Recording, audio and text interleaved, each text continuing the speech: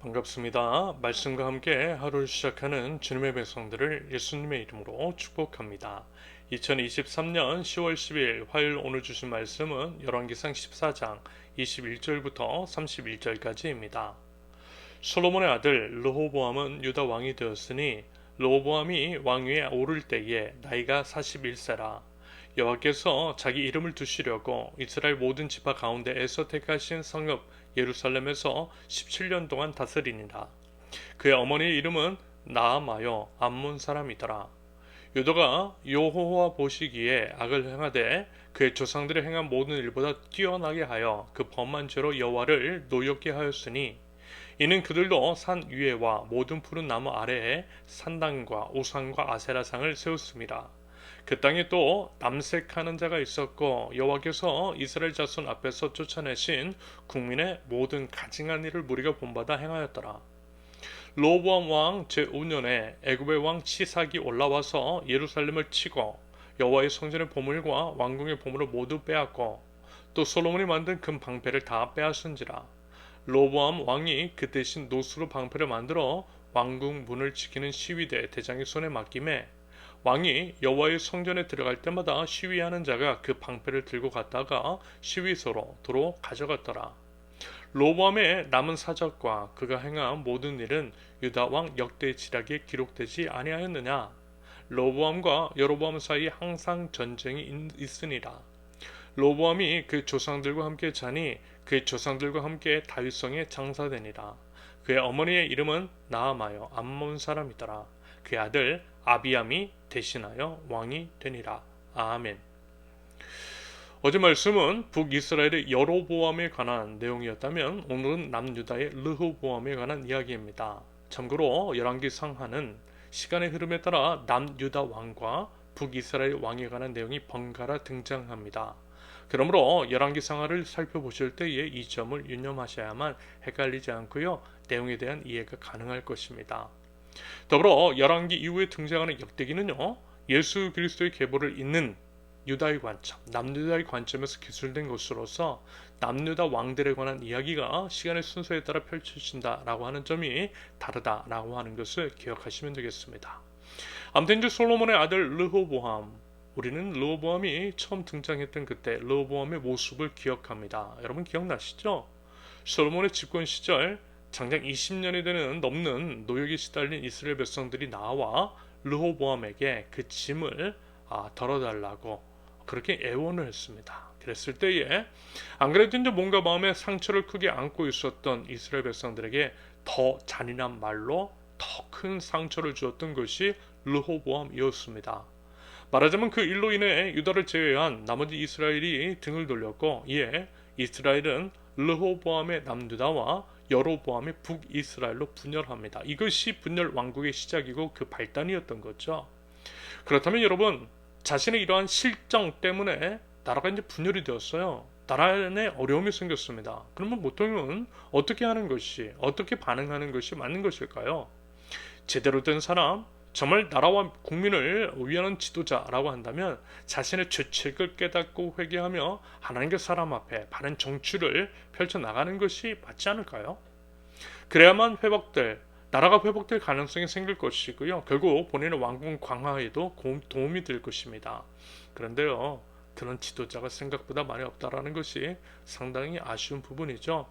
오히려 어때요? 편가르기를 하고 고압적이고 비상식적인 태도로 줄 세우기를 시킵니다.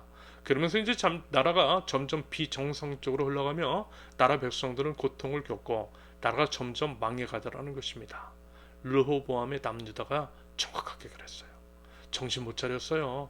12지파 중에서 10지파가 떨어져 나갔고 그만큼 나라의 영향력이 줄어들었으며 북이스라엘과의 대치 상황 가운데 위험이 도사리고 있는 상황 속에서 진짜 문제가 무엇인지도 몰랐어요. 문제의 원인, 즉 이 모든 것의 원인이 결국 거슬러 올라가다 보면 아버지 솔로몬의 우상 숭배에서 비롯되었다라고 하는 것을 아는지 모르는지 오히려 아버지 솔로몬보다 더 악한 죄악들을 저지르더라는 것입니다. 여러분 그 죄악이 얼마나 심각했으면 이런 표현들까지 있겠느냐라는 거예요. 22절 다시 보면 유다가 여호와 보시기에 악을 행하되 그의 조상들의 행한 모든 일보다 뛰어나게 하여 그 범한 죄로 여호와를 노엽게 하였으니 여러분 악이 뛰어나대요. 이게 대체 말이나 되느냐는 거죠. 그만큼 르호보암이 악했고 남유다의 리더인 르호보암의 악이 남유다 전체에 영향력을 크게 미쳐서 모든 백성들이 죄악 가운데 빠졌다라는 것입니다. 그래서 하나님의 진노가 크게 임했다라는 거예요. 그러면서 이제 그 죄악이 양상 어떤 식으로 르호보암이 남유다 백성들을 우상의 길로 인도했는지에 대해서 23절과 24절에 기록되어 있습니다. 여기서 우리는요 리더의 중요성을 다시 한번 깨닫게 됩니다. 한 사람 리더의 영향력 그리고 그 어떤 사람이냐에 따라서 나라 국민 전체 운명이 갈리게 되더라는 거예요. 그래서 여러분 누차 말씀을 드렸죠. 지도자들을 위해서 기도해야 한다라고 말입니다. 그 기도는요 결국 우리 자신을 위한 것이라고 했어요. 지도자들이 어떤 생각과 마인드 하나님과 사람에 대해서 어떤 태도를 가지고 있느냐에 따라서 확연하게 달라진다라고 하는 말씀을 드렸습니다. 여러분 지도자가 우상 숭배하면 결국 모두가 우상 숭배를 할 수밖에 없어요. 거의 대부분의 나라들이 리더를 따라갑니다. 그러면서 우상은 필연적으로 인간의 피, 인간의 희생을 요구한다고 그랬죠. 왜냐하면 우리 인간이 하나님의 형상을 따라 지음을 받았기 때문입니다. 하나님의 형상을 따라 지음을 받은 우리 인간을 공격함으로써 인간의 원형인 하나님께 대항하는 것이 바로 사단이라고 그랬어요. 이것이 우상 숭배의 전형적인 행태라고 말씀을 드렸습니다. 그렇기 때문에요 여러분 우상 숭배가 만연한 곳에서는 사망의 냄새가 가득해요. 약자들의 신음이 가득합니다. 약한 자들을 먼저 희생양 삼기 때문인 거죠. 반면에 하나님의 나라는 정반대입니다. 하나님의 나라는 생명입니다. 게다가요 약자를 희생시키는 것이 아니라 온 우주의 왕이신 하나님께서 스스로 자기 자신을 내어주세요. 여러분 이것이 바로 십자가잖아요.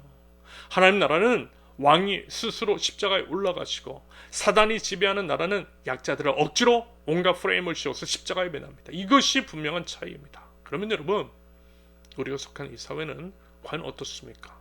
진동하는 것이 생명의 향기입니까? 아니면 사망의 냄새입니까? 약자들을 위해 가진 자들이 희생하는 구조입니까? 아니면 가난한 자들의 주머니를 털어서 부자들의 배를 채워주는 구조입니까? 드러나는 현상, 열매를 보면요 우리가 속한 사회가 우상사회인지 아닌지 우리 지도자가 우상 숭배자인지 아닌지를 충분히 가늠할 수가 있을 것입니다. 여러분 부디 꼭 매번 말씀을 드리고 있지만 무너진 이 땅을 놓고 이 땅의 회복, 거룩을 위해서 힘써 기도하실 수 있기를 바랍니다. 우상 숭배의 길 명확해요. 심판과 징계 그것밖에 없습니다. 예외 없어요. 그래서 하나님은 르호보암을 위시로 한 남유다 백성이 우상 숭배에 빠졌을 때 애굽 왕 시삭을 통해 심판하셨다라고 25절부터 28절까지 성경은 기록합니다. 여러분 부디 성경을 통해 우리 자신을, 우리 공동체를, 우리 나라를 겸손하게 그리고 두렵고 떨리는 마음으로 성찰해 보실 수 있기를 바랍니다. 여러분 우리도요 알게 모르게 르호보암과 남유다의 죄악 가운데 빠져 있을 수 있어요. 그러면서도 그 죄를 인식하지 못하고 있는 것일 수도 있어요. 이게 참 무서운 겁니다. 죄에 대한 인식조차 하지 못하는 것은 정말 무서워요. 그런데 그것이 바로 우리일 수 있다라고 하는 것. 하나님을 경외했던 솔로몬의 왕국은 분명 최고의 번성기를 누렸습니다. 하지만 솔로몬이 점점 변질되고 타락하고 그 죄악이 르호보암에게 그리고 이제 그 이스라엘로 퍼져나갔을 때에 나라는 분열하였고 점점 멸망의 길로 나아갔습니다. 주변 나라들이 침탈에 들어왔고요. 나라의 재산을 빼앗아갔어요.